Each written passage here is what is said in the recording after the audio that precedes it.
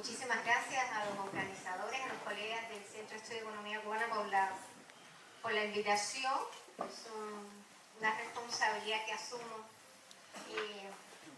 con muchísimas ganas, porque esta sesión de vínculos de Cuba con la economía internacional siempre la hacía el colega Tony, que sin duda está aquí entre nosotros.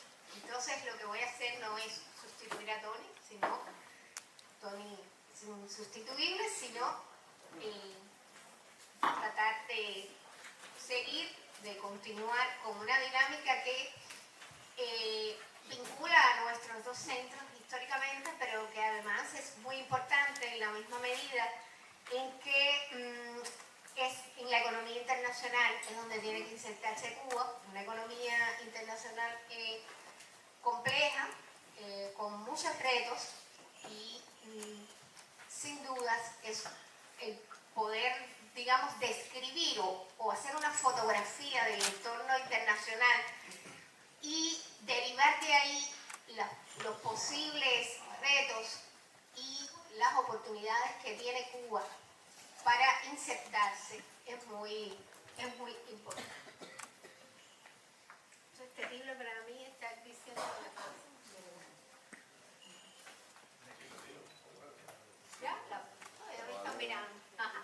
Este es el contexto. Estoy diciendo que voy a hacer una simple fotografía resumida de la situación internacional, destacando elementos muy importantes desde el punto de vista de la economía internacional, de la geopolítica, de la geoeconomía y del impacto que está teniendo en esta economía internacional la política económica de la administración norteamericana, incluso no solo desde este mandato, sino desde el mandato anterior, reforzando una serie de elementos negativos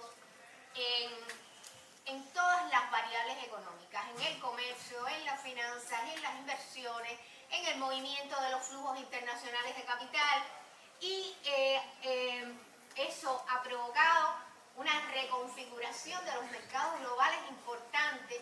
Es muy importante que los decisores de políticas públicas en Cuba conozcan a dónde y cómo funciona la economía internacional, porque usted no se puede insertar en algo que no conoce.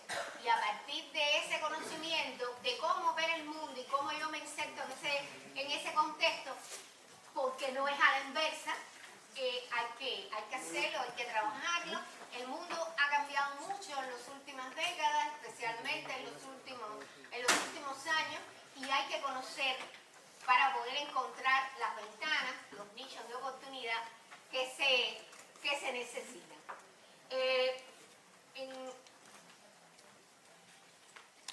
En la actualidad, si tuviéramos que hacer un resumen de qué caracteriza la economía internacional de manera agregada, hay un factor determinante que es la incertidumbre. Le podemos sumar volatilidad, le podemos sumar riesgo, pero realmente en este momento esto es un rasgo distintivo muy importante. Incertidumbre en política comercial, incertidumbre en política económica en general que va a pasar, y un riesgo geopolítico global muy importante, que fíjense ustedes cómo se dispara en este momento acá, enero del 2025, a partir de la entrada de la administración Trump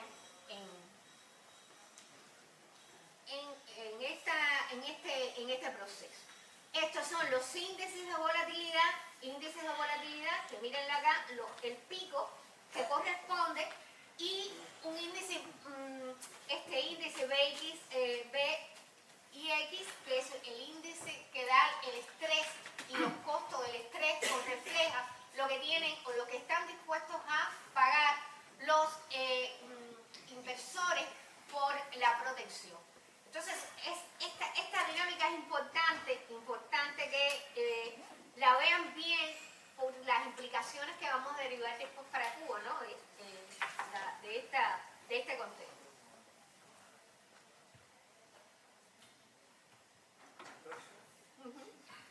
Ya.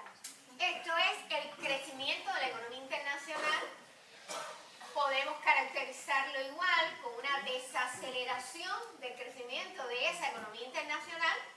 Recuerden todos cuándo podemos decir que hay un crecimiento, digamos, maduro, sostenido de la economía internacional a partir de tasas superiores al 3% de crecimiento del PIB.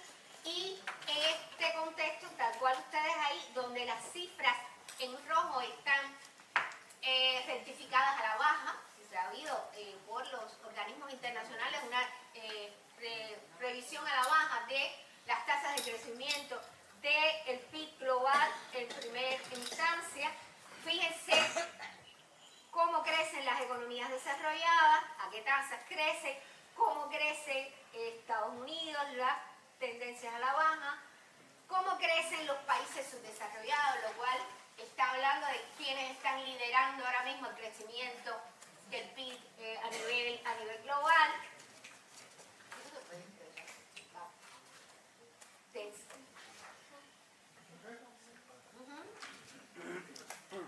Ya, mírenlo aquí un poquito más claro.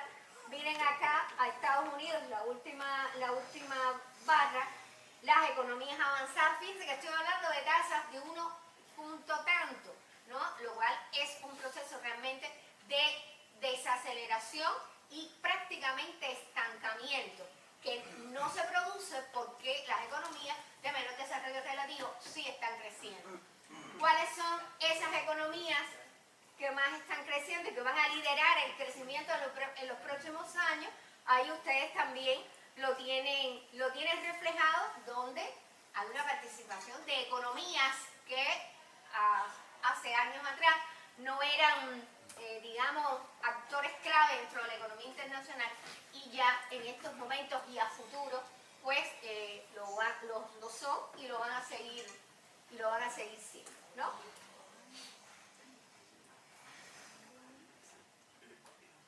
¿Ya? Entonces, esto es un resumen de las consecuencias que ha tenido esta política comercial de Donald Trump. Recuerden ustedes el 2 de abril, que declara el Día de la Liberación, cuando comienza la subida increíble de las tasas de arancelarias a nivel internacional, y con lo cual se rompen más de 8 décadas de predominio de las llamadas BNA, barreras no arancelarias, dentro de la economía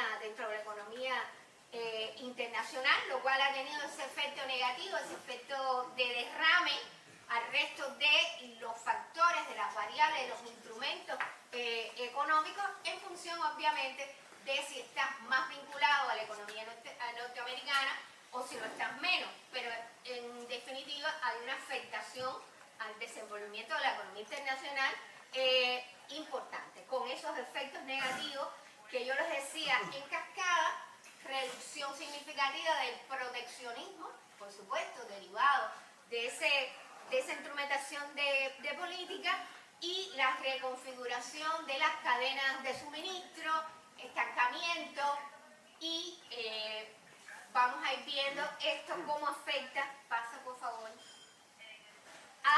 también al mercado financiero. Cómo afecta también al mercado financiero. Fíjense, este día, 2 de abril, cuando se anuncia, es un día de vértigo en las bolsas internacionales. Lo que sucede es que este mercado financiero, como todos los que están aquí saben, es un mercado sumamente movido por las expectativas, y a partir de que se sientan a negociar China y Estados Unidos, y Estados Unidos incluso declara el secretario del Tesoro que no es tan fácil esa instrumentación de política arancelaria que se había pensado en un primer momento, pues las bolsas se recuperan. Pero la percepción de incertidumbre, la percepción de riesgo, es un rasgo que va a continuar, que está tipificando el escenario internacional. En cuanto al comercio, ¿por qué les traje estas imágenes? Porque decimos que hay una contracción del comercio internacional, pero cuidado, hay una contracción del comercio de bienes pero hay un, digamos, crecimiento significativo del comercio de servicios. Si lo echamos atrás hasta la crisis de la COVID en el 2020, pues ahí vamos a encontrar un poco como razones que se conservaron desde ese momento, pero hay un crecimiento importante del comercio de servicios, y especialmente de qué tipos de servicios. ¿De qué tipos de servicios? Fíjense, los servicios comercializados digitalmente. Y ese es un rasgo importante y muy importante tener en cuenta incluso para el caso de Cuba.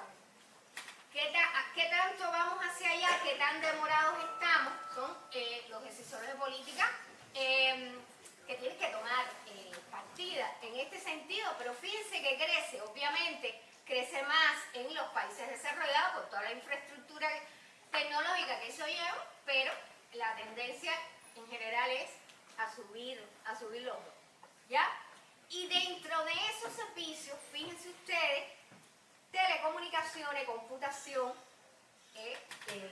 informatización. Muy importante también que seamos capaces de observar cuáles son las tendencias para facilitar, viabilizar el proceso de inserción. ¿Dónde nos insertamos? ¿En qué esfera? Y con qué, digamos, elementos contamos. Bien, miren, la que es morada, fíjense ustedes, son este tipo de servicios que son los que más crecen, y en el caso cubano hay implicaciones importantes incluso de las formas no estatales de gestión en este tipo de servicios, que sería importante darle seguimiento. 2 minutos. Sí, 2 minutos. Pues, El tiempo vuela. oh, pues sí. Bueno, en este contexto, esto es lo que se ha producido, y hay un elemento muy importante que obviamente ya lo puedo tratar, que es el tema de las inversiones, de las inversiones extranjeras, que tienen un movimiento, un cambio ahí estructural muy importante para Cuba, porque esta es otra fuente de financiación importante para el país, para la cual no accedemos ni en la cantidad ni en la calidad que el país requiere, ni con la celeridad que el país requiere. Porque por ahí en algún momento, creo que ya no voy a decir, yo decía que uno de los retos más importantes nos faltó el tiempo, que no tenemos, ¿no? Por razones que después los compañeros presentes van a exponer. Camíname, que se... Bueno, los tipos de interés, esto es muy importante, la política monetaria, cómo es la política, aquí están brillantes estudiantes, cómo era, recuerden, restrictiva, laxa, después de la COVID, restrictiva para tratar de controlar la inflación.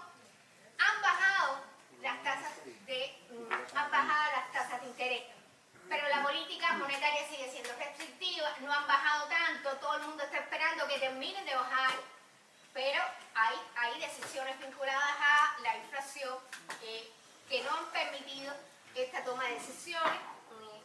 Camina. Bueno, la inflación, mírenla ahí, la inflación también ha bajado, pero la inflación todavía está bien lejos de las metas de inflación de los bancos centrales, por lo tanto es un problema que hay que seguir considerando a nivel internacional, el tipo de cambio del euro y el dólar, y hay un proceso ahí evidente de depreciación del dólar. ¿Qué razones pueden estar incidiendo en la depreciación del euro? Perdón, la depreciación del dólar. Bueno, hay que ver ahí mismo las expectativas, la propia política comercial norteamericana, las presiones políticas de la propia administración Trump sobre sus decisores, que han llevado a este comportamiento, con las implicaciones que tiene eso para el resto del mundo, esta depreciación del dólar. Ya, camíname un poquito, necesita de eso. Bueno, entonces, cambia ahí, petróleo y oro, nada de eso les puedo comentar. Los riesgos y los retos.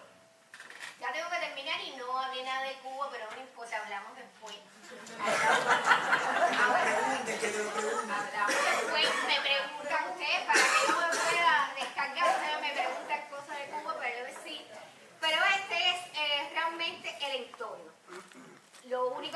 decir entonces es que en ese entorno, o para ese entorno, hay que ir, ¿no?